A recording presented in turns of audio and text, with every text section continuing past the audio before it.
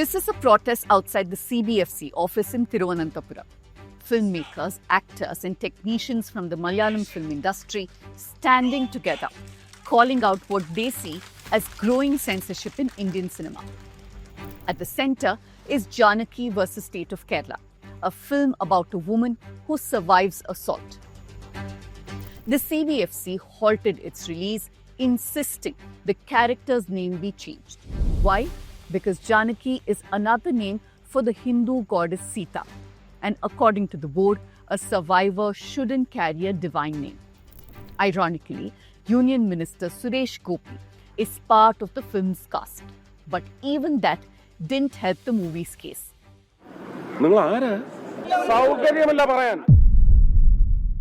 But Janaki isn't alone.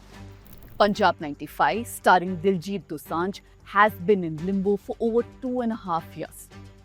Tamil movie Nasir has not released, nor has the Hindi movie Santosh.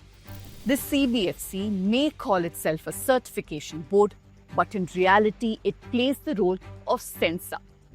Films are trimmed, tweaked, or stalled until they neatly fit political, cultural, and moral lines.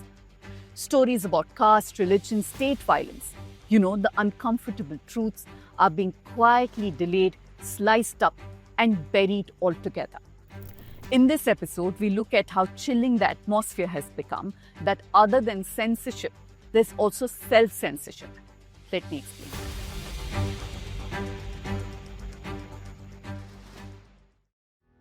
Before we dive into this episode, a big thank you to all our viewers and subscribers who supported a ground report from Keeladi. Your support keeps us going. This week, as we turn the lens on censorship, let's not forget it's not just films that are under the knife. Journalism too is increasingly being censored or forced into self-censorship. Those in power use every tool at their disposal to silence, distract, and deflect. All this so the truth doesn't reach you. And they remain completely unaccountable. At the News Minute, we've been pushing back fiercely. But doing that comes at a cost. That's why we run only on your support. No corporate ads, no government funding. And we know that we can count on you. So if you haven't already become a subscriber, then become one today. You know what you have to do. Scan the QR code on your screen or click the link in the description below.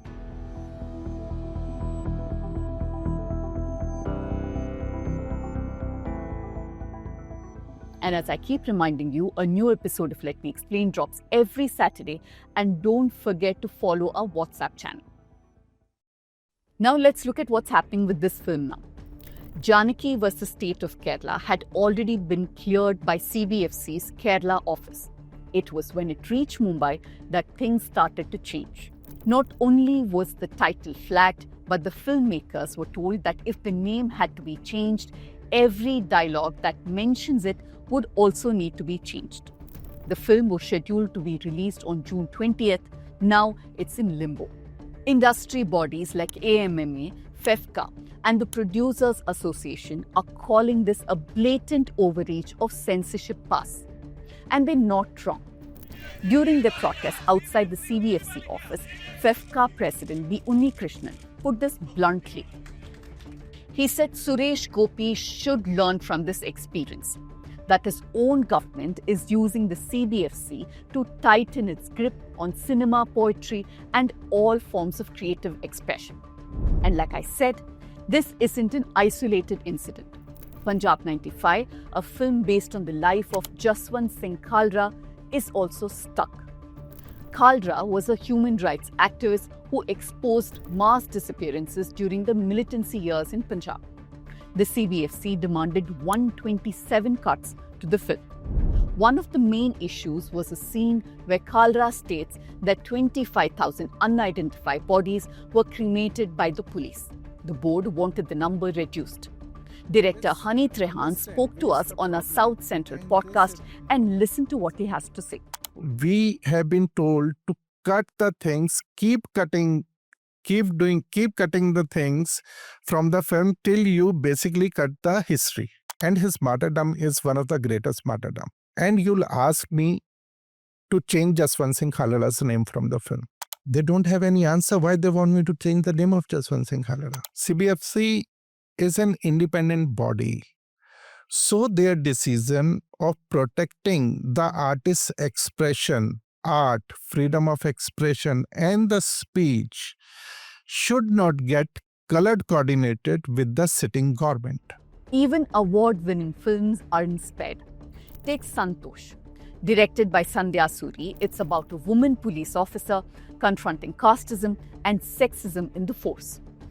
It premiered at a prestigious international film festival, made it to the Oscar long list, and was praised globally. But the CBFC refused to clear it for release in India. Sandhya was handed a long list of cuts, so long that the film would no longer even make sense. She tried to compromise, but ultimately she gave up. The CBFC's problem with the film, it would seem, wasn't just the subject, it was the tone. The film offers no hero, no redemption, no easy ending. Just the uncomfortable truth. So what exactly is the CBFC looking for? The board operates under the Cinematograph Act, guided by vague principles about values and societal standards. But in reality, it's a small group, the examining committee, that makes the calls. Often they aren't even filmmakers. Sometimes they aren't even familiar with cinema. The main question they often pose is just this: can this be watched with family? Filmmakers used to appeal to a separate tribunal if they disagreed, but that body, the FCAT, was scrapped in 2021. Now, the only option is to go to court, and most don't.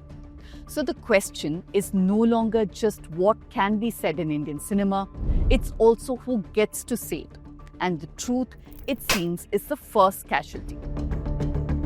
Even when a film does make it to the theatres, it doesn't mean it got there unscathed. Take Phule, for example. It's a biopic on Jyoti Rao and Savitri Bai Phule, who are pioneers of anti-caste reform and women's education in 19th century Maharashtra. The CBFC asked the makers not to name specific castes like Mang or Mahar, and instead use generic terms like Pichdi Hui Jatiya, which means backward caste. Because caste, like religion and politics, is on the CBFC's hit list. The film was supposed to be released on April 11th, that's Jyoti Rao's birth anniversary. But just days before, a few Maharashtrian Brahmin groups objected to their portrayal in the trailer. Even in the final cut, you can sense what's missing. The caste names are completely gone. Director Anant Mahadevan says these changes didn't damage the film, but they did leave a scar. Then there's Sitare Zameen Par, the new Aamir Khan film. It was released, but not before the CBFC demanded a rather unusual addition, a quote by Prime Minister Narendra Modi. This is now part of a quote that appears before the opening credits. In 2047, when we celebrate the 100th anniversary of our independence, our Divyang friends will be seen as inspiration to the whole world. Now here's the problem. Disability activists have opposed the term Divyang for many years now. They've called it dehumanizing. But the CBFC insisted, and the quote stayed, along with other edits such as cutting the word Kamal or Lotus, which is the BJP's party symbol, and changing businesswoman to the term business person. Now here's the thing most people don't realize. The CBFC is supposed to certify films and not censor them. That's literally what it says on the tin. Central Board of Film Certification. Their job is to assign an age or rating. U for all ages, UA for parental guidance, and A for adults. They're not meant to decide what can or cannot be shown to the public.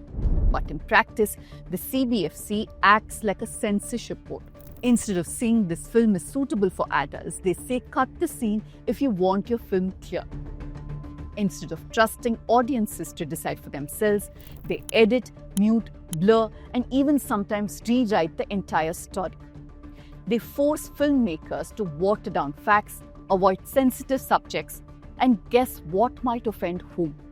And if you refuse to make those cuts, your film isn't just uncertified, it's effectively banned.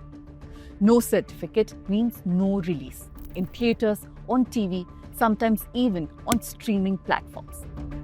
Take the case of Nasir, a Tamil indie film by Arun Karthik.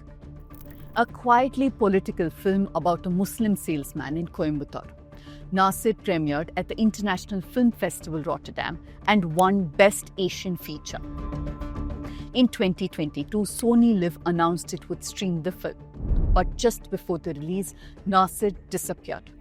As Anna Vetikart points in her piece for Article 14, the platform effectively went silent on the film. It took down the trailer, scrubbed all posts, and refused to even comment. A source involved in the film told Anna that Sony Live panicked and voluntarily submitted Nasir to CBFC. Streaming platforms in India, by the way, are not legally required to seek CBFC certification. But Sony Live did it anyway. All this just to avoid controversy. Look, all this isn't just about one film board. It's about how a democracy like India chooses to handle creative expression. In the US, for instance, there's no government censorship or mandatory certification even. The Motion Picture Association assigns voluntary ratings. But under the First Amendment, which offers freedom of expression, filmmakers are free to release films with or without these certifications. In the UK, the British Board of Film Classification is technically independent. Local authorities have the final say, but interference is rare. In the last 10 years, not a single film has been declared unsuitable. France also uses an age rating system where films are classified either as under 12, under 16 or under 18. Outright bans are extremely rare. The last major one was Ken Park over 2 decades ago. South Korea, meanwhile, still practices morality-based censorship, but its processes are relatively streamlined and transparent. China is known for strict state-driven content control. Even children's film Winnie the Pooh is banned. Pakistan also has a fragmented, decentralized censorship regime with separate boards in different cities.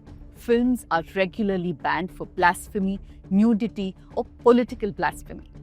But here's the thing. Pakistan and China are not constitutional democracies with robust free speech protections. India is. And that's the point. India is not China. India is not Pakistan. We should be held to a higher standard. Our constitution promises free expression. Yet, when it comes to cinema, we often behave like a surveillance state, censoring uncomfortable truths, punishing dissent, and shrinking the space for honest storytelling. The CBFC was never meant to be a guardian of sentiments. It was meant to be a facilitator of choice. But right now, all it's facilitating is state-approved storytelling, and that has a runtime limit.